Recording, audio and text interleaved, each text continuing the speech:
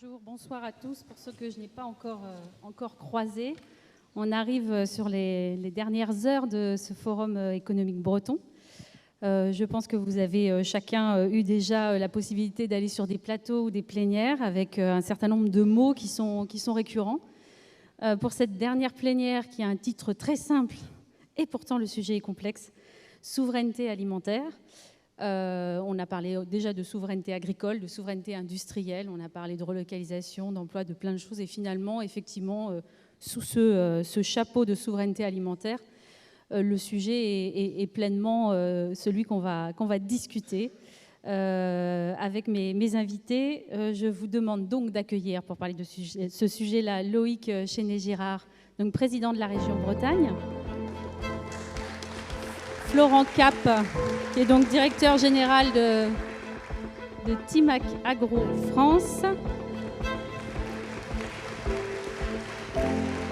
Rémi Cristoforetti, je ne fais pas ordre alphabétique, qui est donc le représentant de l'ABEA, l'association bretonne des entreprises alimentaires, et Serge Lebach, qui est donc président du groupe coopératif Eureden. Je vais me mettre sur le côté. Alors, souveraineté alimentaire, on est sur un terme à la polysémie qui peut même poser question, puisque finalement, ce terme-là, il est quand même né dans les années 90, et il est plutôt né du côté des altermondialistes qui, à l'époque, râlaient contre une agriculture trop libérale. Aujourd'hui, ce terme de souveraineté, il vient de venir enrichir le titre de la délégation du ministère de l'Agriculture, qui est donc ministre de l'Agriculture et de la Souveraineté alimentaire. On est passé d'une mondialisation dont la question principale était l'optimisation des coûts. On passe dans une notion de souveraineté avec un mot très fort et très puissant dont on va parler, qui est plutôt sur la question de l'approvisionnement, plutôt des flux mondiaux de l'approvisionnement et de son accessibilité. À partir de là, on n'a pas tout dit, parce qu'en fait, la question de la souveraineté alimentaire, elle n'est pas bretonne, même si on va beaucoup parler de la Bretagne, mais on ne peut rentrer dans le sujet qu'en parlant d'Europe. Et ma première question, forcément, Loïc Chenet-Girard, je me retourne vers vous. Comment est-ce que la région Bretagne peut justement contribuer à la souveraineté alimentaire française, européenne et mondiale ? Écoutez, ravi de vous retrouver. La souveraineté alimentaire, c'est un vrai beau sujet parce que la capacité de nourrir ou pas sa population, c'est ce qui fait tomber des gouvernements. Et notamment, vous l'avez vu, dans certains pays non démocratiques, si le risque de pénurie guette, il y a des risques d'instabilité très très forts. Dans nos pays riches, c'est la même chose, sauf qu'on a oublié notre vulnérabilité. On a oublié qu'à un moment donné, il peut manquer tel ou tel produit, voire on peut se retrouver face à des catastrophes que, bien entendu, nous souhaitons tous éviter. Donc la première des choses, c'est que l'Union européenne doit être consciente que comme pour l'énergie, comme pour les sujets d'eau, les sujets de médicaments, eh bien, le sujet de l'alimentation est un sujet de souveraineté qui est intrinsèquement indispensable à notre démocratie et à notre capacité à développer un modèle qui nous permet de vivre ensemble. Et nous avons, la Bretagne, un rôle à jouer. La Bretagne, après-guerre, s'est embarquée dans un modèle qui consistait à dire qu'il fallait sortir de la pénurie et produire le plus possible pour nourrir les hommes et les femmes et pour sortir la Bretagne de sa pauvreté.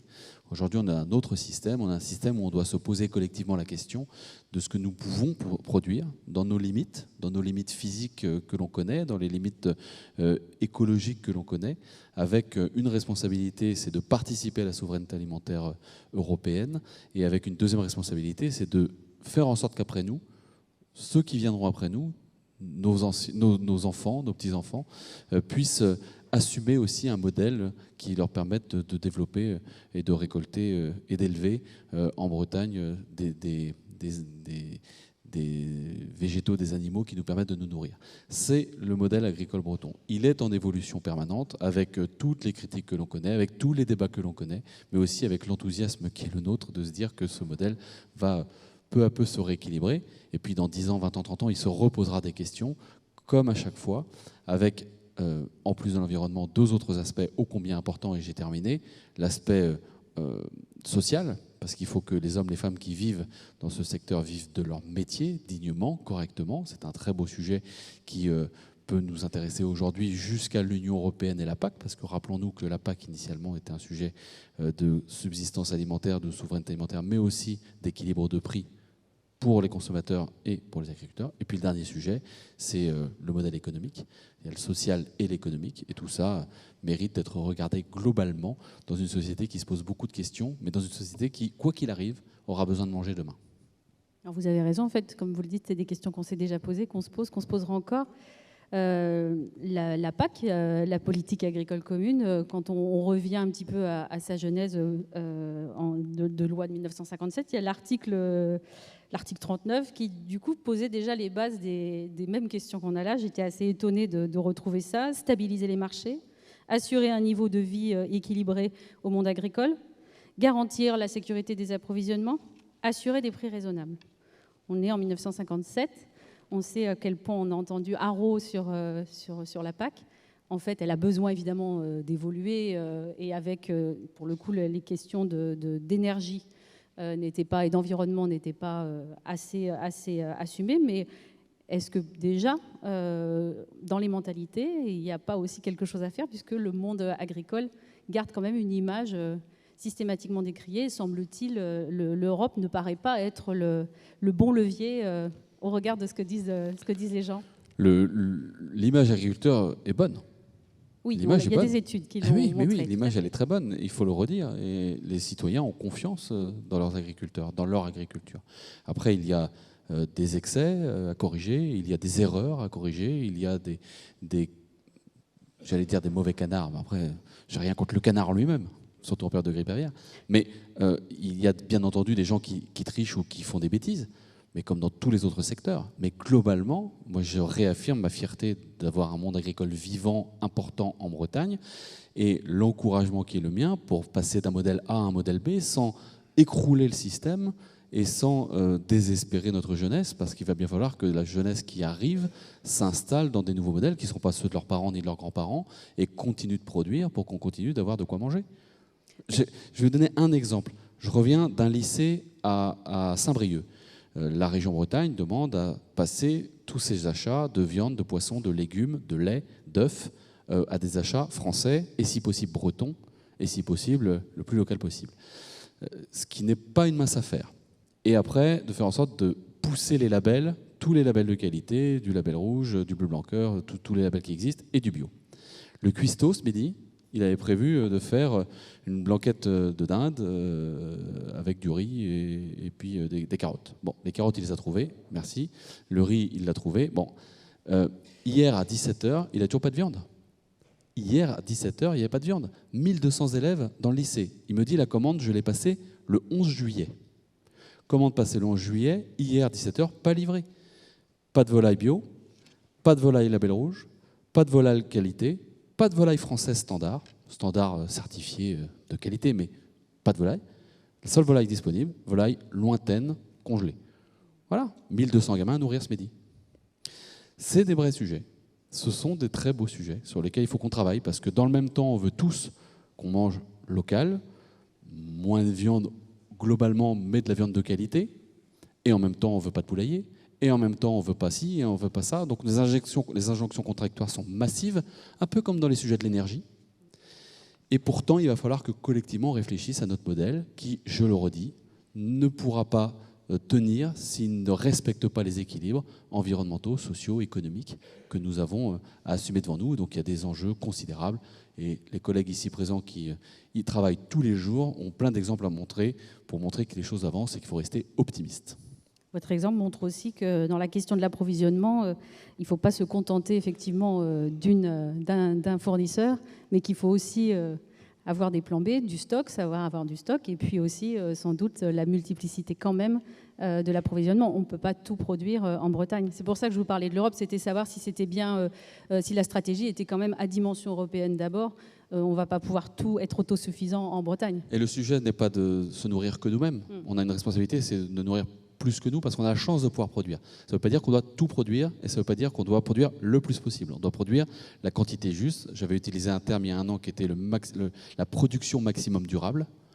c'est pas moi qui peux la définir, cette production maximum durable, et se dire que, par exemple, un lait réalisé en Bretagne sur un système herbagé est moins carboné qu'un lait en stabu en Sud-Europe. Et ben ça, c'est un très beau sujet que l'on doit traiter au niveau de l'Europe et qui doit être à un moment donné injecté dans les modèles du Fit for 55 pour réduire notre impact carbone.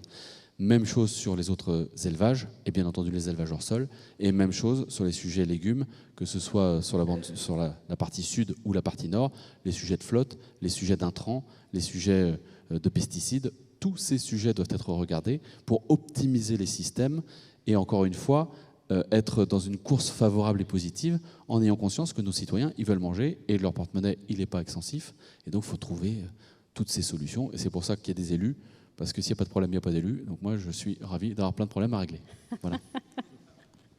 En tout cas, on va aborder certains effectivement des exemples dont vous venez parler avec Serge Lebars, avec qui je vais commencer, avec qui on se disait justement avant de monter sur le plateau que sur ce forum économique, en tout cas, ça a été très prégnant. C'est rassurant quand même de voir à quel point la puissance publique et la puissance privée ont cette vraie volonté de travailler ensemble, en tout cas en Bretagne, et d'avoir pris conscience que pour tous les enjeux qu'on vient d'évoquer, sans collaboration et sans co-construction, on n'arrivera sans doute à pas grand-chose. Je me tourne vers vous, puisque vous êtes quand même représentant d'un groupe coopératif de près de 20 000 agriculteurs, allez, un petit peu moins de 20 000 agriculteurs, avec 3,1 milliards de chiffres d'affaires, et l'ADN que vous affichez est bien de proposer du bien manger pour tous, en répondant aux attentes sociétales et des consommateurs. Donc aujourd'hui, on n'est vraiment plus dans un modèle juste de production et compétitivité, mais tout de suite, ce qui est amené quand on regarde une vitrine de Reden, c'est ces phrases-là. En quoi ces éléments-là, pour vous, sont intrinsèquement liés à cette souveraineté alimentaire, en Bretagne notamment, mais on l'a dit, avec des échanges commerciaux qui ne sont pas en repli sur soi. Tout d'abord, je vais me présenter. Donc, effectivement, je m'appelle Lebars Serge, je suis président de la coopérative Reden, mais je suis agriculteur en Centre-Bretagne. Donc, la souveraineté alimentaire, effectivement, donc c'est quelque chose d'extrêmement important dans notre coopérative. Hein, comme vous avez dit tout à l'heure, un peu moins de 20 000 adhérents, 19 500. Le sujet, c'est le sujet des agriculteurs de tout temps. Je crois que depuis tout temps, et Loïc l'a dit tout à l'heure, on s'est toujours remis en cause pour répondre à la société, quel que soit à travers les demandes sociétales ou les consommateurs, et de mettre en marché ce qu'on sait vendre. Je prendrai certains exemples assez précis. Bon, vous connaissez sans doute, si vous ne connaissez pas Reden, mais au moins la marque d'Aussi et puis les marques paysans bretons que vous connaissez. Donc en légumes, si c'est un point fort chez nous, donc on s'est toujours attaché à ne mettre que sur le marché que ce qu'on sait vendre. Là, quand on parle de la problème de souveraineté alimentaire, donc cette année, nous traversons quand même une sécheresse extrêmement importante en Bretagne. Hein, au-delà des incendies, donc les productions agricoles, somme toute, en blé et au colza, elles ont été au rendez-vous. Par contre, les cultures que nous avons aujourd'hui, que ce soit du maïs ou les légumes, notamment du haricot, là, c'est des rendements qu'on n'a jamais connus. Hein. On est aujourd'hui à 50% des programmes d'haricots. On était satisfait donc d'avoir passé des contrats avec nos clients et puis des prix significatifs. Malheureusement, donc les rendements ne sont pas là. Et puis, je me permets de rebondir tout de suite sur la problématique de l'eau. Ça a été cité tout de suite. Et puis, ça a été cité aussi à la table ronde précédente. Malheureusement, en Bretagne, nous avons très peu de systèmes d'irrigation. Moi, en tant qu'élu chambre d'agriculture du Morbihan, j'ai travaillé il y a déjà quelques années sur le dossier irrigation. On avait fait donc des régularisations des réserves d'irrigation. On a même fermé quelques-unes. On avait travaillé sur un schéma directeur départemental puis régional sur le dossier irrigation. On peut malheureusement constater que depuis quelques années ou une dizaine d'années, on ne fait très peu de réserves. Il y a toujours une très bonne idée pour que ça ne se fasse pas. Maintenant, la souveraineté alimentaire en Bretagne, c'est aussi, ça passera par l'eau. Ça a été dit très fortement tout à l'heure. Je pense qu'il faut absolument regarder ce dossier de très près. Je pense que c'est quelque part, il faudra une vraie volonté de nos politiques publiques. Hein. Pour la région Bretagne, je n'ai absolument aucun doute, mais je pense qu'il faut aller au-delà de ça. Je pense qu'au niveau de nos instances politiques nationales, qu'il y a une réelle volonté de mettre en place des réserves, du stockage de l'eau.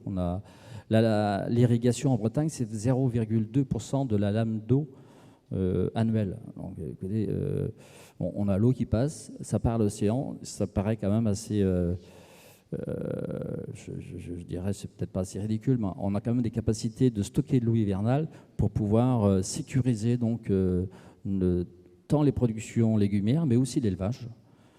Je pense que mes collègues agriculteurs, aujourd'hui, ils auront quand même une inquiétude très très forte sur le maïs notamment, sans parler des problèmes géopolitiques et le prix des céréales d'aujourd'hui. C'est la possibilité. En France, on met en place des produits alimentaires de qualité, mais par contre, il faut qu'on ait aussi les moyens de les mettre en œuvre. Alors là, vous abordez déjà beaucoup de sujets. Hein. On va en reparler de l'eau justement avec Rémi Cristoforetti parce qu'on avait évoqué ce sujet-là. Donc je rebondis sur vous finalement. Si on reste sur la question de l'eau, autant en parler parce que ça vient parler et de l'artificialisation des sols et aussi d'un procédé qui s'appelle le reuse. On va en parler. Donc vous, je reprends quand même, vous êtes représentant donc, de l'association bretonne des entreprises agroalimentaires. Pareil, ça représente quand même, vous n'êtes pas là par hasard, 3 millions, attendez que je ne dise pas de bêtises sur mes chiffres, pardon, 200 sites et à peu près 50 000 collaborateurs, alors qu'il y a 50 000, je crois, collaborateurs industriels en Bretagne. Donc ça vous fait du monde. C'est 200 entreprises, oui. Donc c'est beaucoup plus de sites. On a beaucoup plus de sites puisqu'en fait c'est très clairement l'industrie agroalimentaire est vraiment une activité très atomisée et avec une forte empreinte dans le domaine rural. Donc une représentation de la BEA, je suis aussi le directeur de la coopérative Le Gouessant, donc je partage un biais cognitif sur le sujet. L'idée de la BEA, donc c'est pour faire l'appel à candidature, parce que c'est aussi ça, hein, pour être très clair, c'est une démarche vraiment qui est, je pense, avec une intensité très forte du territoire breton. Cristoforetti, vous l'imaginez, c'est pas un natif breton, même si je suis breton depuis 25 ans. Mais il y a dans cette démarche de la BEA un vrai travail de concertation et de coopération opérationnelle, y compris avec les pouvoirs publics, avec une capacité d'échange et de franchise qui est essentielle. Donc, pour ceux qui n'ont pas adhéré en masse. Il y a un vrai travail fructueux avec des sujets, évidemment, comme les RH ou l'eau. L'eau, voilà, c'est un sujet très simple. Pour donner un exemple très simple sur le reuse, 28 entreprises, je crois, ont réutilisation de l'eau usée. Ouais, je vais expliquer, je vais prendre un exemple qui concerne le Gouessant, pour être très clair. On lave les pommes de terre. Quand nous, on vend des pommes de terre en filet de consommation, on lave des pommes de terre, cette eau sert juste au lavage du légume. À partir du moment où elle a été utilisée dans cet usage-là, elle n'est plus considérée comme une eau potable. Donc ça veut dire que même pour laver mon atelier de transformation, relaver le sol, je n'ai pas le droit. Donc vous avez un corpus législatif et de contraintes qui vous interdit cette utilisation. Cette capacité, en fait, dans différentes entreprises, c'est vrai pour des abattoirs, c'est vrai pour différents usages, c'est vrai en préparation, par exemple, sur des filières d'apertisation, etc. Il y a un vrai potentiel de réutilisation. Et je pense que ça va être une des grandes leçons, et on l'a entendu tout au long du forum, je pense que tout a de la valeur. Et en particulier, toutes les ressources naturelles ont beaucoup plus de valeur. Donc l'attachement qu'on a à l'eau dans son usage, il faut vraiment qu'on aille au bout du cycle. Et je pense qu'il faut qu'on se donne les possibilités d'innovation et d'expérimentation pour chercher des solutions. Dans le cas du projet Reuse, en consolidé, on parle de à peu près 2,5 millions de mètres cubes. C'est colossal, c'est colossal. Et je suis convaincu qu'en plus, c'est une étape initiale qui permettra d'explorer d'autres solutions. Une fois encore, le réseau ABEA est là pour partager des pratiques opérationnelles très concrètes. On verra essaimer ce genre de solutions dans d'autres industries, dans d'autres applications. Et c'est vraiment Vous me disiez que sous le chapeau européen, pour le coup, c'est la législation française là, qui bloque. Hein, là, typiquement, c'est une législation française. Aujourd'hui, vous pouvez le faire en Hollande, vous pouvez le faire en Italie, pour être très clair. Et cet usage est assez commun. Y compris, vous avez des solutions, on a tous parlé, vous savez, l'utilisation de... J'utilise ma chasse d'eau avec de l'eau potable. Il y a des solutions qui sont beaucoup plus innovantes dans certains pays européens aujourd'hui, avec des vraies solutions, notamment dans les habitats collectifs. Donc il y a des possibilités. Typiquement, il y a un vrai travail à faire là d'évolution du cadre réglementaire. J'entendais un pack d'eau pour une chasse tirée. Oui, quand on parle d'économie d'eau. Donc à échelle d'une entreprise, sur le lavage des pommes de terre ou autre. Enfin, l'eau est quand même un usage énorme dans les entreprises. Je pense que c'est le plus gros consommateur. Ouais, mais tout à fait. Hein, je pense que c'était un peu le discours d'entrée. Après, pour continuer sur l'eau, si je fais un petit peu un biais, parce qu'on est quand même dans une ville portuaire, l'eau va devenir vraiment un facteur limitant. Et quand on parle de la production limite acceptable, l'eau devient vraiment un déterminant. Je pense qu'il faut avoir aussi à l'esprit que derrière la souveraineté, il y a vraiment cette capacité, et c'est vraiment un moyen qui doit nous aider à déterminer notre capacité à choisir notre régime alimentaire. Le fameux bien manger pour tous qui était la signature, avec aussi au sein de la BEA des leaders mondiaux, quoi. Donc évidemment qu'on ne peut pas priver certains acteurs de cette capacité d'exportation. C'est aussi la force de la Bretagne, d'être capacité de rayonner. Donc un des sujets importants, très clairement, c'est aussi le portuaire. C'est cette capacité à avoir la capacité d'accéder à certains ingrédients. On l'a vu pendant le Covid. Donc, il y a eu un vrai travail de concertation, une fois encore, et je vais le saluer très positivement, entre la BEA, entre les préfectures de région, entre la région, pour coordonner cette activité. Mais à un moment donné, on voyait tous nos containers arriver sur Rotterdam, sur certains ingrédients stratégiques. Je pense que notre souveraineté aussi passe aussi par la capacité à développer des réseaux avec une vraie résilience opérationnelle sur ces sujets. Là, on parle d'économie d'eau, mais vous l'avez dit, Monsieur Lebars, on a cette année du coup des baisses de production, notamment en maraîchage. Ça peut continuer, ça peut se reproduire, on ne sait pas si cette année va être exceptionnelle en termes de chaleur. Du coup, Florent Cap, justement, Timac Agro, dont vous allez nous parler, nous présenter un petit peu, ça fait quand même des années qu'elle travaille sur le sujet. Alors, vous n'avez pas à nous inventer de l'eau qui n'existait pas, mais en tout cas, vous êtes dans l'innovation, vous utilisez l'innovation justement pour essayer de compenser, et en tout cas de répondre aux accidents météo qu'il peut y avoir. Est-ce que vous pouvez nous parler de votre entreprise, c'est normal, mais nous parler justement des recherches et du développement qui sont faites pour répondre à ces transitions, l'innovation au service de la transition de nos entreprises et la transformation des entreprises? Avec plaisir. Si on revient à la vidéo qui est très entraînante là, en début de journée, qui est un petit peu anxiogène, mais quand on voit le déroulé de toutes les images qui passent, que ce soit sur l'énergie, sur la sécheresse, sur le feu, sur l'agriculture, finalement, il y a un domaine d'activité qui est concerné par toutes ces images, c'est le monde agricole. Et je crois que la base en fait, de cette souveraineté alimentaire, elle commence par les champs, par le sol, par la plante, et sans dire qu'on l'a négligé, parce que c'est pas moi qui vais donner des leçons sur ce tour de table, mais en tout cas, c'était peut-être pas la priorité de tous, et en priorité du consommateur. Et le consommateur est un petit peu schizophrène quand même, parce que d'un côté, il veut du produit local, mais d'un autre, il veut aller vers l'ultra fast fashion, et ne pas vouloir payer finalement tout ce qui peut être fait localement et le coût que ça emporte, parce qu'il faut garder une compétitivité quand même sur notre métier, que j'appelle le métier agricole, hein, et je ne parle pas de mon monde de la fertilisation. Et ça, il ne faut pas l'oublier, parce que ça va être la première rupture qui va s'engager, c'est quand il n'y aura plus de producteurs, ou beaucoup moins, ça va être encore un petit peu plus dur d'assurer une souveraineté alimentaire. Et cette décroissance, et ce n'est pas un mot que j'aime beaucoup, mais cette décroissance du nombre d'agriculteurs qu'on a en France, en Bretagne aussi, est pour moi assez inquiétante.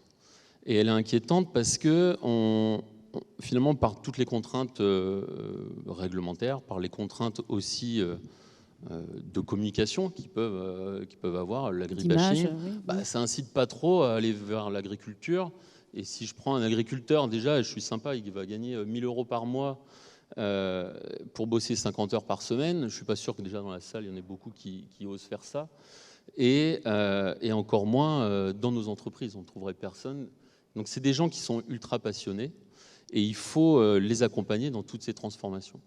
Et l'accompagnement que nous, on peut proposer, sans sortir mon bon de commande, hein, parce que ce n'est pas l'objet de la réunion, mais l'innovation, c'est la partie intégrante de notre ADN.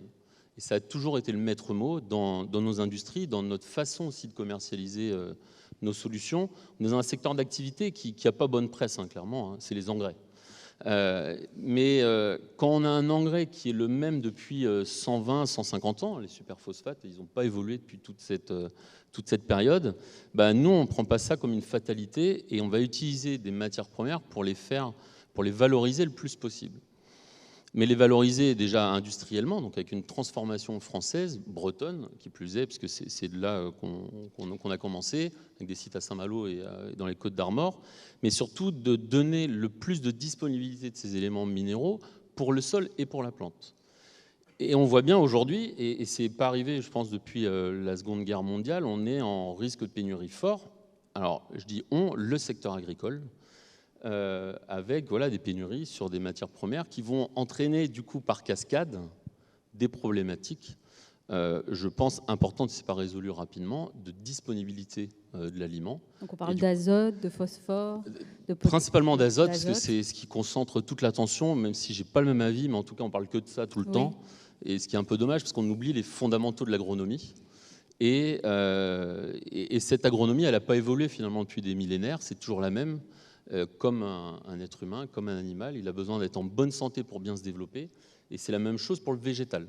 Et le végétal, il a besoin d'avoir un sol qui soit en bonne santé. Et pour pouvoir bien s'enraciner, on parlait de sécheresse, de manque d'eau, un fertilisant n'apportera jamais d'eau. La biostimulation n'apportera jamais d'eau. Donc ça, c'est d'autres considérations. Et je ne suis pas du tout dans ce métier-là. Et là, je fais confiance autour de table pour trouver les solutions. En tout cas, on peut aider la plante à mieux résister à ces stress hydriques. Vous avez entendu, je pense, il y a quelques jours, un agriculteur qui a dit qu'il arrive à faire pousser ses tomates sans eau.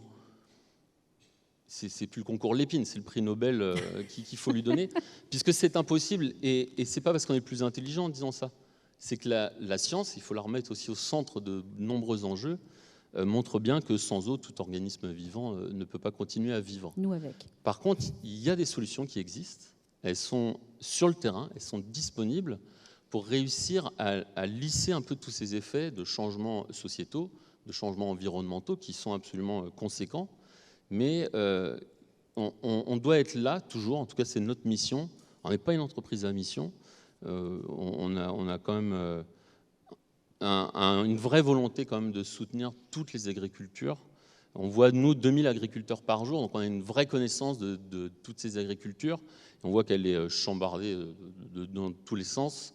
Et en tout cas, on se doit de la soutenir avec des solutions qui sont françaises, qui s'exportent en plus dans de nombreux pays, parce qu'on exporte dans 46 pays, mais qui sont disponibles dans notre secteur d'activité. Moi, je ne travaille pas la semence, je ne travaille pas les produits phytosanitaires. Chimique, ouais. En tout cas, dans notre domaine d'activité, on doit être capable de rassurer les agriculteurs. Enfin, vous êtes quand même modeste, parce que moi, en préparant le sujet, j'ai été quand même interloquée. C'est que vous produisez à Pontrieux, donc pas très loin. Et vous êtes quand même leader mondial sur ce sujet-là. On parle partout des biostimulants et de la possibilité, effectivement, de trouver des alternatives. Alors, ça ne se substitue pas à l'azote, j'ai bien compris, mais ça permet en tout cas d'en utiliser moins pour faire dégrossir un peu les choses. Et c'est vrai que jusqu'ici, vous ne faisiez pas trop parler de vous. Je suppose que Loïc Chénier-Gérard avait connaissance, lui, pour le coup, de ce sujet-là. Mais voilà, moi, j'ai été très impressionnée, très étonnée de savoir qu'on avait ce savoir-faire français qui est leader mondial et vous exportez à travers le monde. Il va falloir sortir du bois quand même un petit peu pour... Ah oui, je vais vous recruter en tant que responsable communication, en plus de l'équipe que j'ai avec moi. On peut parler des choses positives. On vient parler du Made in France. Du Made in France. Non, mais c'est pas ça. Mais vous avez raison. On a eu un ministre qui avait posé avec du Made in France. Je trouve qu'à un moment donné, c'était bien de... Mais comme je l'ai dit hier, notre vocation n'était pas de se faire connaître de tout le monde tout le temps. Donc on a vécu discret. Je l'ai rappelé, on a un actionnat familial qui permet vraiment de déployer notre stratégie, qui est la même depuis 63 ans. C'est un soutien inconditionnel à toutes les agricultures. Et pas en proposant les mêmes produits depuis des centaines d'années, mais en innovant tout le temps avec l'agronomie et la science. Et oui, je peux parler des heures, vous imaginez bien qu'on est obligé d'être passionné dans notre secteur d'activité, mais c'est ça qui est intéressant aussi, c'est qu'on arrive à se développer sans être tous les jours dans les journaux, mais surtout parce qu'on a gardé les pieds sur terre, c'est-à-dire de toujours connaître notre cible, qui est l'agriculteur. Je pense qu'on est plus connu dans le monde agricole que dans le monde du quotidien, même si j'ai plus d'articles pour me faire jeter des tomates pourries sur la tête que nous donner des couronnes de laurier, parce qu'on est un métier qui n'a pas bonne presse.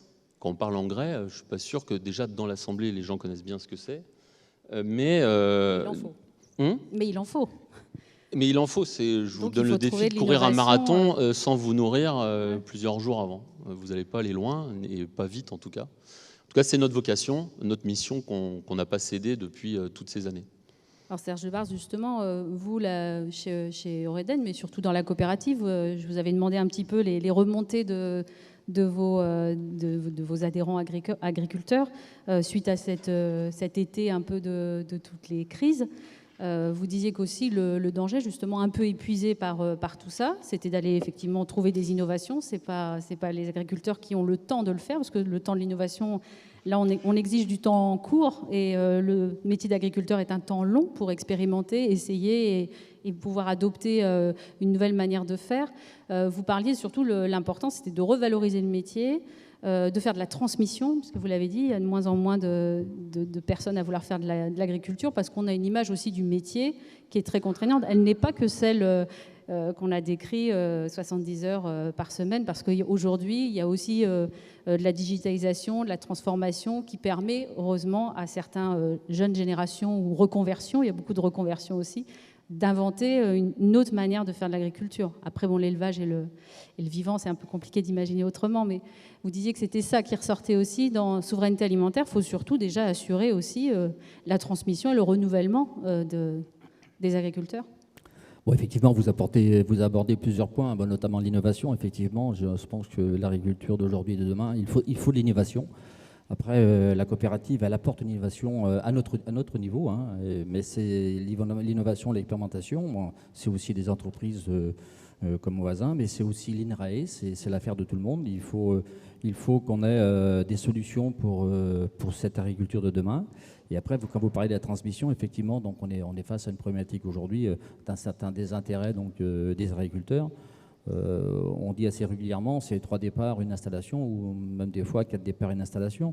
Bon, maintenant, nous, la coopérative, on accompagne les adhérents, on accompagne les jeunes qui veulent s'installer, tant avec des équipes spécialisées et des élus et des agriculteurs comme moi aussi autour de la table pour aller voir des jeunes et puis voir leur vision de l'agriculture de demain et mettre en place les différentes modalités d'approche de leur exploitation, les financements, la partie administrative.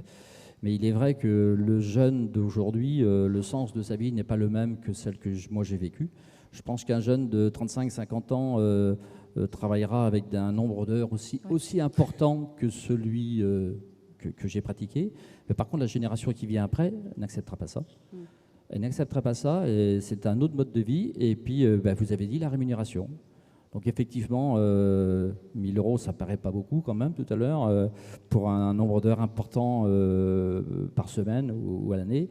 Mais nos jeunes travailleront, ils viendront avec nous s'il y a une rémunération qui est à la hauteur du travail qu'ils vont réaliser.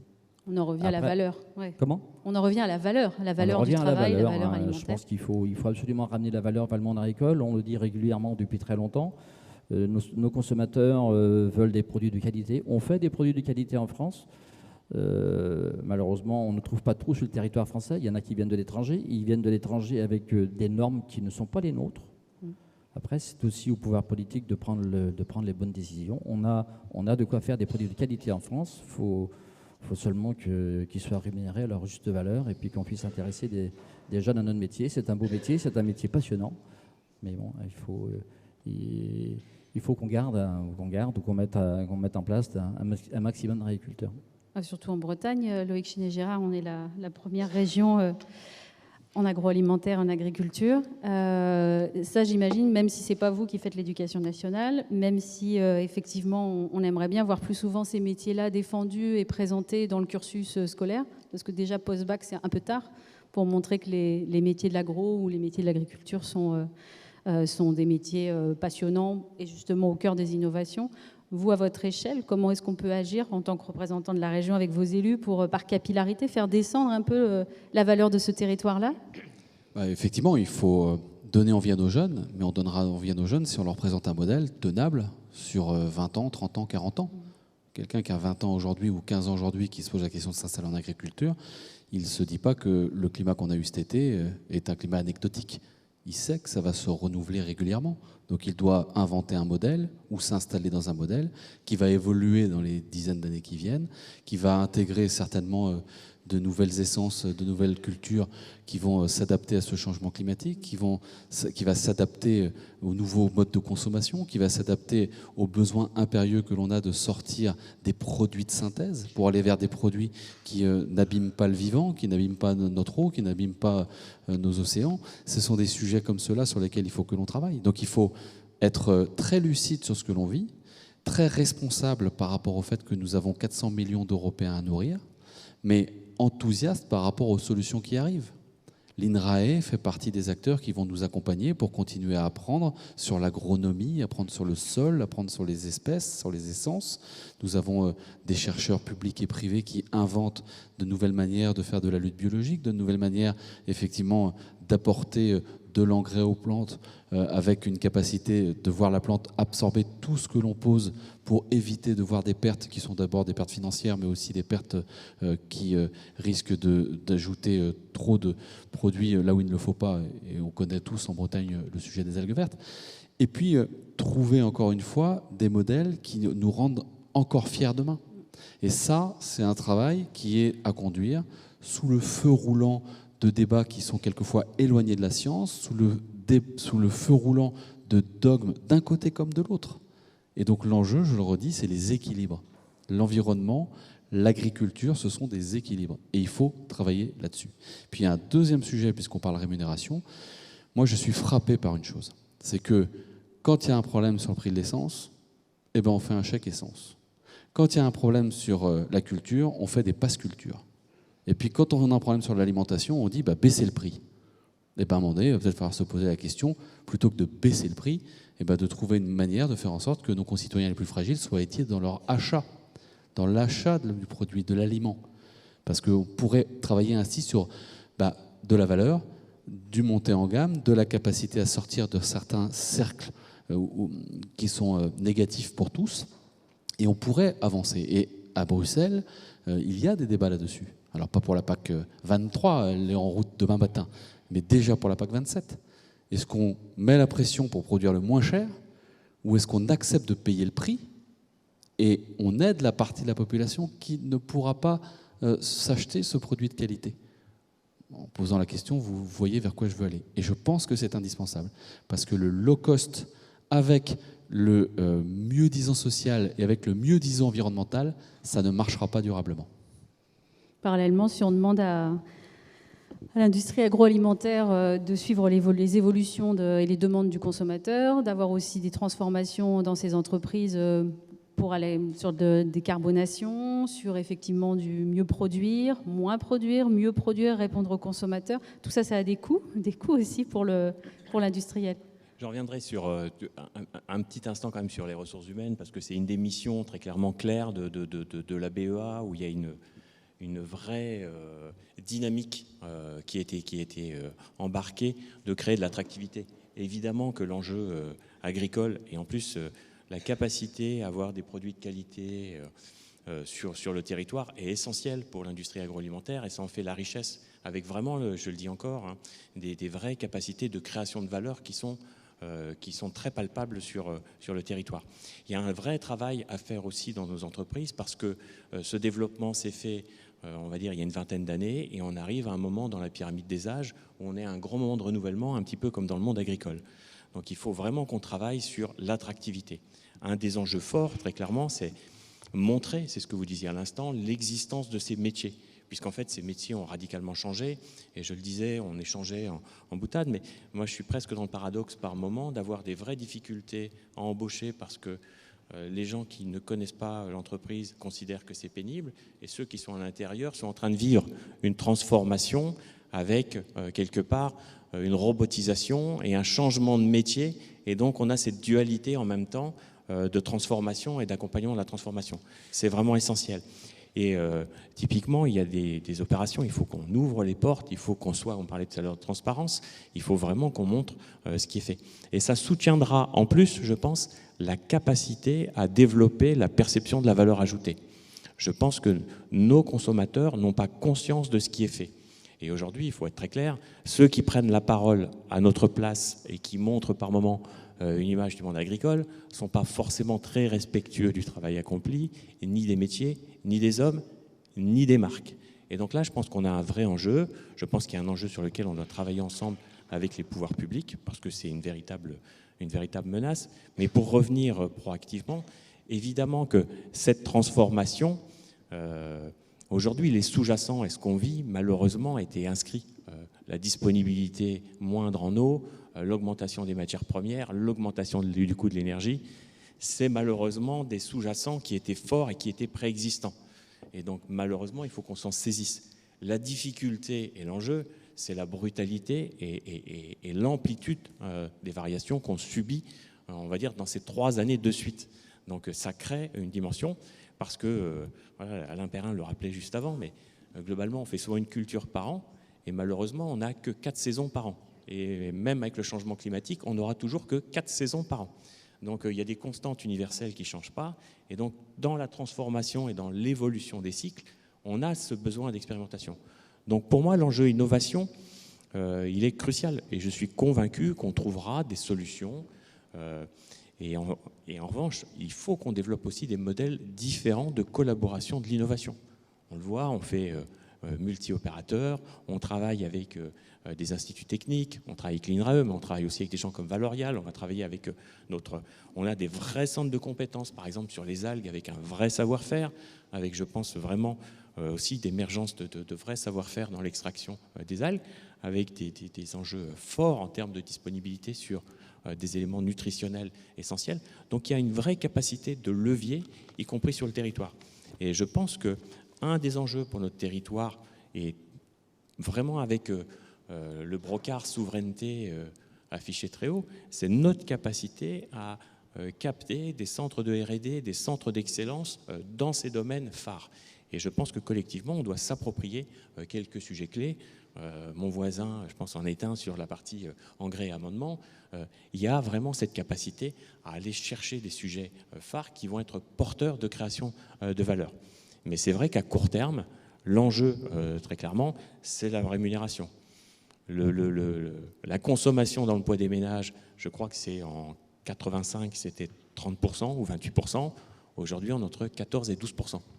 Donc la valeur concédée à l'alimentation dans les ménages a été plus que divisée par 2. Plus que divisée par 2. Donc il est important aussi que les consommateurs reprennent conscience. Pour ça, il faut qu'ils aient l'impression aussi que la valeur a changé dans l'alimentation. Définitivement, définitivement. Après, je pense aussi qu'il faut être très, très direct. Il y aura un changement du bol alimentaire, il y aura un changement des habitudes alimentaires. On parlait tout à l'heure, je pense que le classement, je ne suis pas très partisan de la classification par lettres des générations de manière aussi scrupuleuse, mais on voit des tendances lourdes. On a tous voilà, des adolescents ou un peu plus qu'adolescents, et on voit que les pratiques alimentaires sont un tantinet différentes. Et la capacité à préparer un repas chez soi ou l'acheter avec un transporteur qui vient à vélo chez vous, quand vous regardez la valeur et la valeur intrinsèque de matières premières, il y a les mots et les actes. Hein. Exactement, c'est l'éternel biais cognitif, quoi. 97% des gens sont convaincus que donner du sang sauve une vie, moins de 3% le font. Donc le fait d'avoir cette conviction n'est pas action. Et ça, on a un vrai travail d'éducation, etc. Mais une fois encore, ça passe par une vraie écriture sur le territoire. Et puis après, une prise de parole. Il y a eu une enquête qui avait été faite par Produits en Bretagne avec un vrai travail de médiation en disant il faut qu'on porte cette parole avec un vrai sujet d'échange sur le territoire. Et donc moi, j'avais participé à un débat sur Pontivy.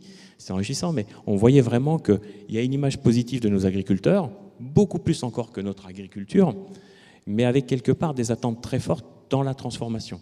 Donc il faut qu'on y réponde parce que de plus en plus, certes, il y a de la mauvaise science, certes, il y a des mauvaises données, mais il y a accès à de la communication. Et donc il y a un vrai enjeu de prise de parole collective, et il faut aussi qu'on gagne une bataille de communication et de démonstration de la valeur ajoutée de ce qu'on apporte. Ça va être un des vrais enjeux. On est face à la fois à une crise, et on le voit, énormément d'opportunités en fait, de transition et de transformation. On l'a vu, que ce soit au niveau ressources humaines, avec ces questions de relocalisation, de réindustrialisation, la possibilité de se loger, d'être mieux payé, de valoriser davantage son travail et puis d'avoir une cohérence entre ses propres valeurs et les valeurs de l'entreprise. Et puis une opportunité d'innovation, que ce soit pour le monde agricole ou agroalimentaire, qui n'est pas de l'innover pour innover, mais innover pour transformer. Oui, alors il faut se méfier du mot transformer parce que jusqu'où il va, et c'est important. Je pense qu'il y a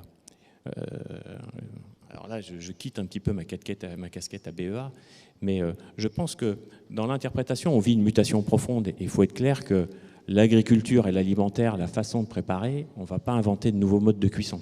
Le dernier, c'est le micro-ondes en 1945.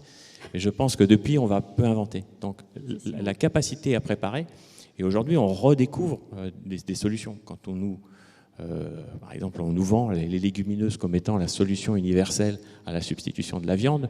Il faut se souvenir que dans les années 30, la proportion légumineuse-viande était radicalement opposée à la situation actuelle.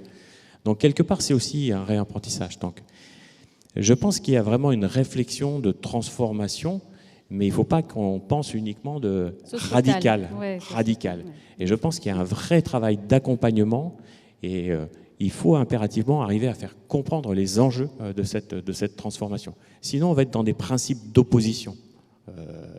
Je pense que Loïc Chénier-Girard serait plus expert que moi dans l'explication et la capacité à arbitrer des débats sociétaux, mais typiquement dans l'acceptation, on ne peut pas uniquement vivre que sur des oppositions en disant voilà, la solution c'est du 100% végétal ou c'est une solution carnée. Évidemment, l'équilibre est entre les deux, et évidemment, par exemple, le régime omnivore est une constante historique et forte, et donc on trouvera forcément une évolution et une transformation parce qu'on va manger moins de viande, et on est tous convaincus que dans 10 ans, dans 15 ans, on mangera moins de viande, incontestablement. Après, quelles sont les formes alternatives ? Il faut faire attention et pas croire seulement à quelques espoirs vains et à des chimères parfois tech qui ne sont pas forcément porteuses de solutions concrètes et opérationnelles.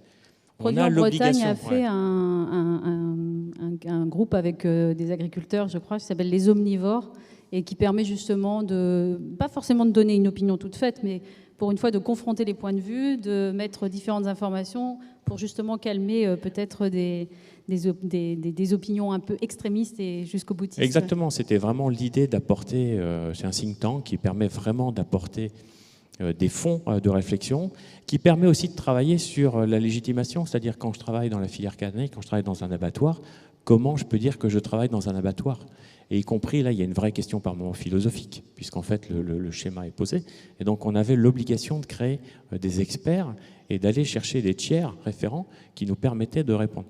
Et je pense qu'il faut, ça fait partie des enjeux, créer ce réseau et arriver à trouver d'autres émetteurs que des professionnels qui se saisissent de ces questions qui sont fondamentales. C'est vrai dans le comportement individuel, dans ce qu'on parlait, le fameux biais cognitif, mais aussi dans cette capacité à se dire j'ai le droit d'élever, j'ai le droit de faire l'agriculture, et quelle est ma relation, quoi. Et cet équilibre bénéfice-coût, où on doit chercher des positions d'équilibre. C'est essentiel d'aider à créer du savoir sur ces domaines pour permettre une décision éclairée, posée, et qui va se faire en plus sur le temps long, pour être très clair. Est-ce que défendre la souveraineté alimentaire, Loïc Chénier-Girard, c'est accepter aussi l'évolution de l'offre alimentaire et laisser place aussi à la liberté alimentaire ? La liberté, ce sera déjà de pouvoir nous nourrir demain. Bien entendu que je suis pour la liberté, et je suis pour que ceux qui souhaitent manger un régime à base de végétal puissent le faire sereinement et tranquillement, et que ceux qui souhaitent manger de la viande puissent le faire sereinement, tranquillement, et que personne ne soit dans les excès. Les excès dans une société génèrent des crispations et des tensions inutiles. Par contre, ça a été dit, on sait que le bol alimentaire va évoluer, qu'on va manger moins de viande et mieux de viande, que ceux qui ont les moyens vont plutôt être dans une logique d'être en capacité de réduire leur portion de viande parce qu'ils en mangent beaucoup, voire de manière excessive, et ils en ont conscience, et ils ont les moyens de trouver d'autres solutions. D'autres populations, les plus pauvres, sont dans des difficultés d'accès à la viande, et notamment la viande de qualité, avec une forte demande pourtant. Donc tout cela est très complexe. Et il faut poser ces sujets et avoir en tête, en plus, que nous avons un sujet sur le carbone.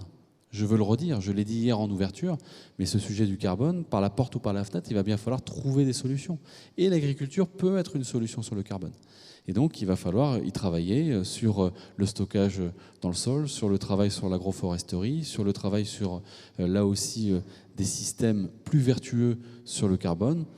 Certains ont parlé de port zéro carbone, certains ont parlé d'agriculture positive en termes de stockage ou de non-relargage. Parce qu'aujourd'hui, les prairies qu'on a en Bretagne, certaines sont très anciennes et elles ont stocké du carbone depuis bien longtemps, il ne faudrait pas le relarguer. D'autres ont été obtenues par le travail qu'on a réalisé notamment avec les mecs au cours des dernières années. Et les évolutions des prix, notamment sur les céréales, pourraient générer un relargage de carbone par des choix nouveaux d'assolement au regard des prix qui arrivent. Et ce n'est pas un jugement vis-à-vis des agriculteurs, il faut bien qu'ils vivent. Et donc nous avons beaucoup de questions à nous poser là. Et ça doit rester une des boussoles comme dans tous les autres secteurs économiques. Et puis après, on pourrait parler de l'énergie. Et là, il faudrait ouvrir une deuxième table ronde sur comment est-ce qu'on produit de l'énergie renouvelable dans une période où certains disent on ne veut pas de méta et dans le même temps disent youpi, je mets des bus GNV bio dans mes villes. Voilà, et il y a des histoires un peu bizarres là qui font que le bus, il est bien, il est super, mais la méta, elle n'est pas bien. Bon, il faut trouver les bons équilibres. Il n'y a pas de modèle absolument interdit. Il y a juste des équilibres à trouver. Et là aussi, il faut mettre de la science. Il faut comptabiliser les choses. Il faut regarder les choses de près, débattre et poser des modèles. Et sur la méta, la région le fera dans quelques mois après l'étude que nous avons lancée, de manière à dire ce que nous considérons comme positif pour l'avenir et pour l'intérêt général, et ce que nous ne voulons pas en Bretagne au regard des risques de déséquilibre pour notre agriculture et pour le climat à moyen long terme. Voilà les sujets qu'on doit traiter. Quand on débat, ça se passe bien, même quand on n'est pas d'accord. Même quand on n'est pas d'accord. Quand on désigne le coupable de manière absolue, on se soulage parce qu'on dit finalement ce n'est pas de ma faute, c'est la faute de l'autre, et puis il n'y a plus de débat, et là on n'en sort pas. Donc dans ce moment de crispation, moi, mon souhait, c'est que cette Bretagne fière de ses agriculteurs, il y a le SPACE dans quelques jours, soit capable d'affronter ces débats, de les poser sereinement. Et franchement, ça a vachement bien évolué en 15 ans. Ne serait-ce que notre capacité d'en parler. Il y a 15 ans, il y avait des réunions où on s'engueulait entre bio, non bio, où on s'engueulait entre circuit court et pas circuit court. Et aujourd'hui, on a trouvé la capacité de tous, y compris le syndicat majoritaire, de dire qu'il y a des agricultures. Et il va falloir trouver les équilibres et toutes les agricultures devront faire des efforts et toutes les agricultures ont des modèles à trouver et toutes les agricultures ont des problèmes. Comme ça, au moins, tout le monde est d'accord, tout le monde a des problèmes. Voilà. Bon. Et donc, travaillons là-dessus et on va y arriver. On n'a pas parlé du maritime en plus, pas trop. Monsieur Cristoforetti, il paraît que vous avez toujours placé un proverbe en latin quand il faut bien. Vous avez ça alors, je suis sûre. Non, alors en plus on est content puisque dans la vision qu'on a réécrite au sein de la coopérative de Gouessant, on a réaffirmé une agriculture plurielle et durable, avec vraiment, je ne peux pas donc plus souscrire à cet enjeu. Non, alors si je réponds au clin d'œil et au défi du clin d'œil, moi je voudrais rappeler une chose essentielle, c'est l'agriculture et l'alimentation, c'est la base de notre civilisation. Il faut avoir ça à l'esprit. C'est que notre civilisation naît de ce moment. Et vous pouvez le regarder partout. Et c'est crucial. Donc c'est un élément fédérateur. C'est un élément fédérateur aussi qui doit générer du plaisir. Et donc on ne doit pas l'oublier et on ne doit pas seulement penser à une satisfaction de besoin. Et il y a vraiment un côté plaisir. Et donc si je fais le défi de la citation latine, je reprendrai la devise de la Sorbonne. On l'oublie un peu parce qu'en fait la Sorbonne n'était pas tant sur les lettres au début, c'était sur les sciences et la médecine. Et donc, c'était sapienza totus, excellentia unicuque. La sagesse pour tous et l'excellence partagée à chacun. C'est un beau mot de la fin. Merci beaucoup.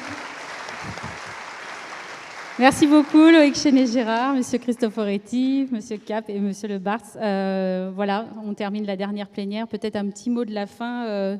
Satisfait, vous l'avez dit, mais vous avez raison de se retrouver à ce point-là pendant 2 jours avec le privé, le public et surtout la volonté de construire nos indépendances, finalement. La conscience des problèmes, l'envie de dépasser ces problèmes, de trouver des solutions, la conscience que les choses sont complexes, c'est complexe, mais qu'on est encore une fois européen, c'est une chance extraordinaire dans le monde tel qu'il est. Et si vous avez écouté Jean-Yves Le Drian hier, je pense que vous, et Pierre-Éric Pommelet, vous en êtes convaincus. Et en plus, nous sommes bretons. Et ce supplément d'âme d'être profondément breton, nous donne une responsabilité supplémentaire. On fait partie des endroits de la planète où on vit le mieux. Et à partir de là, on a une responsabilité supplémentaire, c'est d'être capable de se faire un peu mal pour trouver les solutions. Et ces solutions, dans tous les domaines, on va les trouver ensemble. C'est comme ça, moi, que je conçois notre vie en commun pour l'avenir de la Bretagne et pour l'avenir de notre planète. Voilà. Merci Vive le FEB. pour cette marée positive. Très bien. Merci à vous. Merci de votre attention.